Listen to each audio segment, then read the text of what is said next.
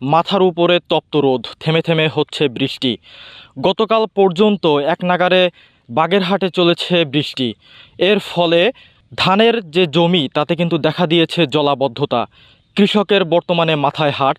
বাগেরহাটের কৃষকরা ভালো নেই। আমি যদি একটু দেখাতে চাই, আমার পিছনে যে ধান ক্ষেত, যত দূর চোখ যায় বিস্তীর্ণ ধান ক্ষেত। এই ধান ক্ষেতে কয়েকদিন আগেও কিন্তু কৃষকরা তাদের স্বপ্ন বুনেছিল, কিন্তু সেই স্বপ্নই এখন কাল হয়ে দাঁড়িয়েছে। কৃষকরা এখন ধান ক্ষেতে পানি থাকার কারণে ঠিকমতো ধান কেটে নিয়ে যেতে পারছেন না। এই মাঠেই মাত্র গতকাল পর্যন্ত কিন্তু হাঁটু পানি ছিল, যদিও এখন পানি কিছুটা কমেছে।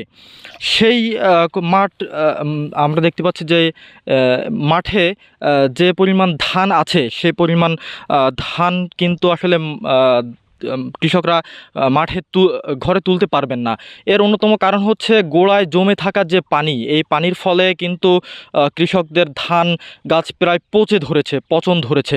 এই পচন ধরার ফলে কৃষকরা তাদের কাঙ্ক্ষিত যে স্বপ্ন নিয়ে তার বীজ বুনেছিল সেই ফসল ঘরে তুলতে পারছেন না। এছাড়া গবাদি পশুর জন্য যে খড়কুটো দরকার হয়, সে খড়কুটো কিন্তু তারা ঘরে তুলতে পারছেন না, যার ফলে কৃষকদের যে ঋণ করে ধান চাষ করা প্রান্তিক কৃষকদের সেই চাষ প্রায় বন্ধ হতে চলেছে।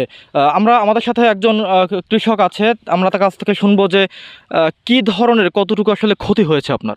আমাদের ক্ষতি হয়েছে বদলা, যেহেতু পানি ভরার কারণে আমরা লোক পাচ্ছি না, কিষান পাচ্ছি না যে ধান কাটার মতো।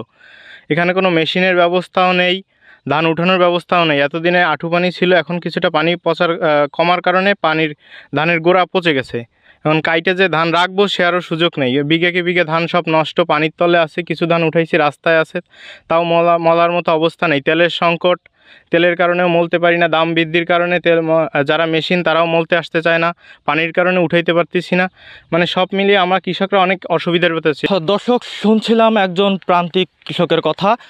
তিনি আসলে অনেক কষ্ট করে তার ফসল ফলিয়েছিলেন, কিন্তু তার যে পরিমাণ ফসল হওয়ার কথা সেই পরিমাণ ফসল কিন্তু তিনি তুলতে পারছেন না।